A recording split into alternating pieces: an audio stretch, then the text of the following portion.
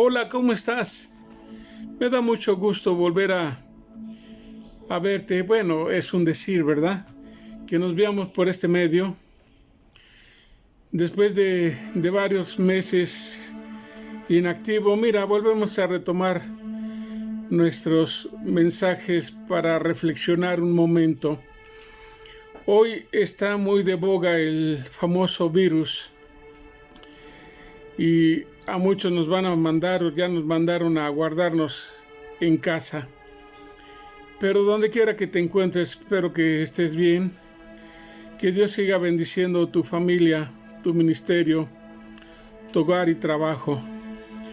Mira, hoy tenemos una reflexión muy interesante para este día sobre el inminente regreso de Cristo. Bueno, ya que está en boga el virus y las plagas que Jesús habló en Mateo 24, pues me parece pertinente pensar un poquito sobre este pasaje de Mateo 24, 14, donde dice: será predicado en este evangelio del reino en todo el mundo para testimonio a todas las naciones, y entonces vendrá el fin. Algunos piensan que vendrá un gran avivamiento antes de la venida de Jesús. Ojalá y fuera así, ¿verdad? Qué interesante sería que millones de personas se convirtieran y que realmente viniera un avivamiento. Pero la Biblia no nos dice nada en absoluto. Nos dice todo lo contrario, que van a ser tiempos de apostasía que van a caracterizar a este mundo.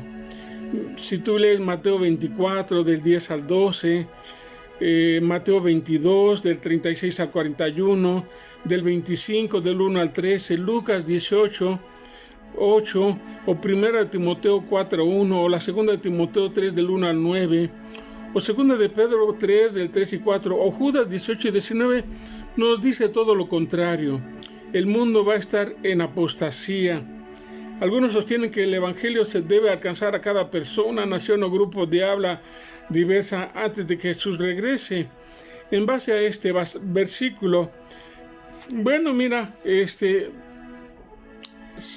mundo entero se estima que todavía no han sido alcanzadas un poquito, cerca de 5.500 millones de personas que todavía no conocen el evangelio.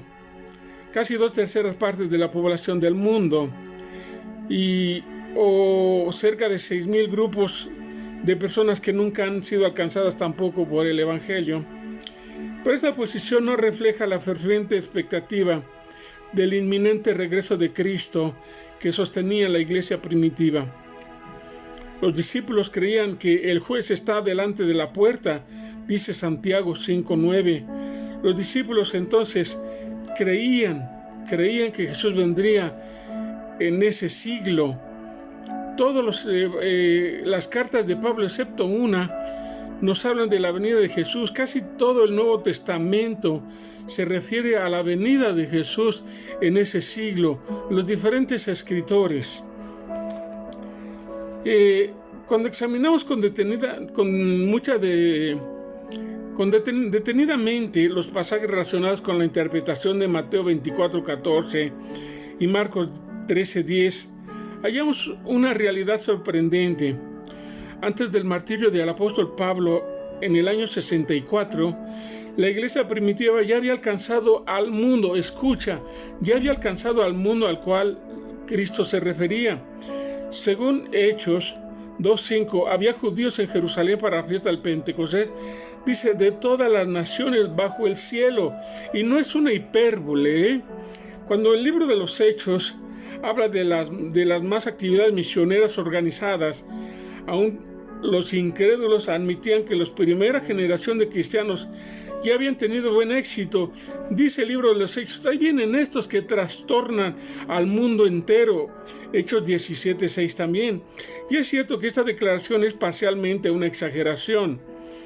Pero estos incrédulos estaban agitados contra Pablo a causa del poderoso regreso que estaban teniendo del evangelio en aquel mundo conocido. Roma se estaba llenando del evangelio.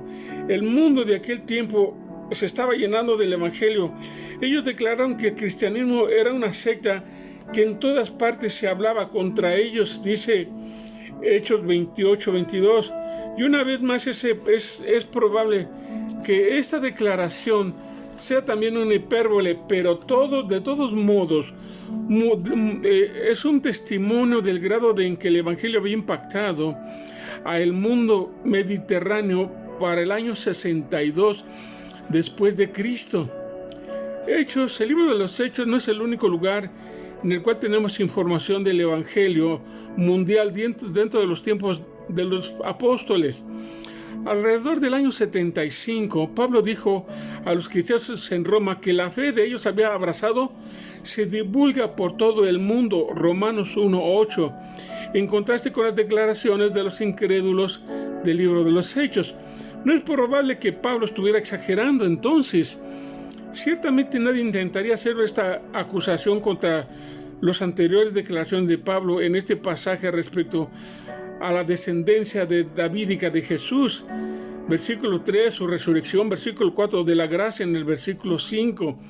Y en otro pasaje en Romanos, Pablo describe el estado espiritual del pueblo judío en su tiempo.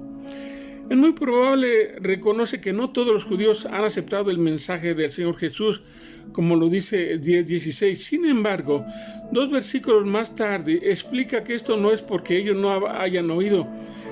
Digo, ¿no han oído? Antes bien, por toda la tierra ha salido la voz de ellos, hasta los fines de la tierra sus palabras, dice Romanos 10:18.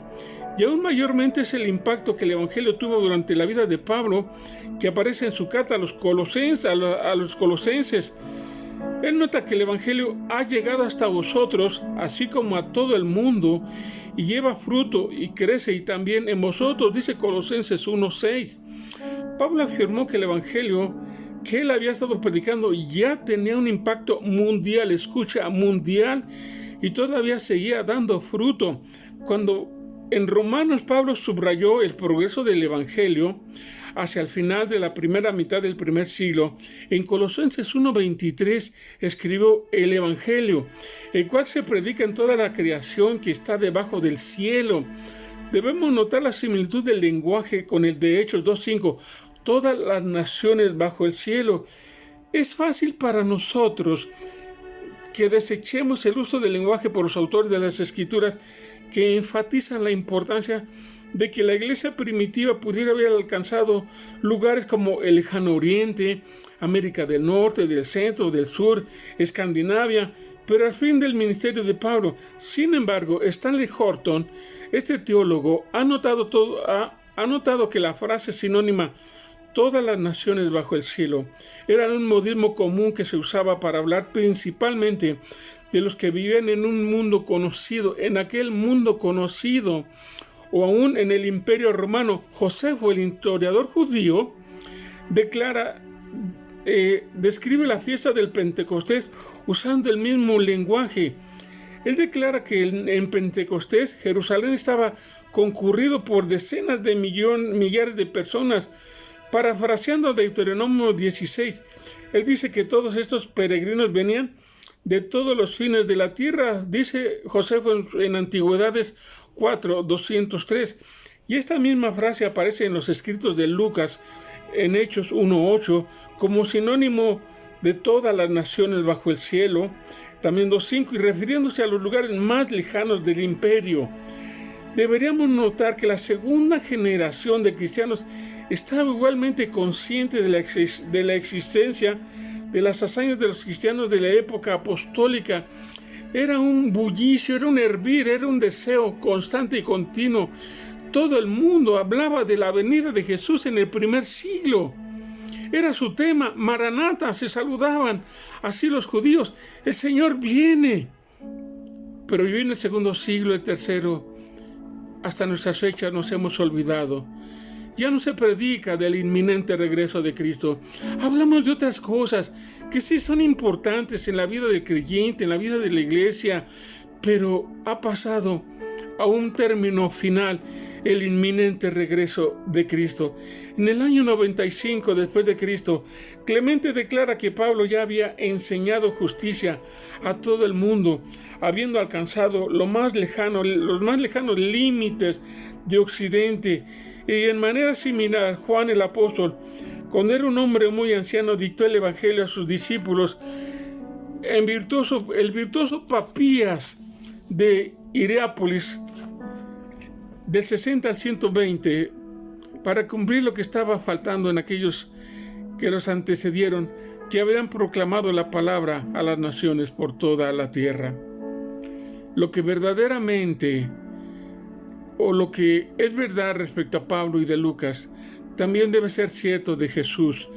Todos compartieron una cosmovisión mediterránea del primer siglo, una mentalidad, un vocabulario con el cual describieron la realidad que los rodeaba. Por consiguiente, cuando Jesús usó la palabra mundo aquí en Mateo 24:14 para referirse a la extensión de su mensaje, su marco de referencia era el mismo que Pablo, era el mismo que Josefo, era el mismo que Lucas y de muchos otros contemporáneos. Del mismo modo que ellos, el uso de esas palabras y frases para describir el contexto conocido o civilizado o romanos en cualquiera que vivió y enseñó. Mira, el evangelio fue predicado ya en todo el mundo, contemporáneo de Pablo, de Lucas, del apóstol Pedro, de aquellos apóstoles. El mundo entero conoció del evangelio.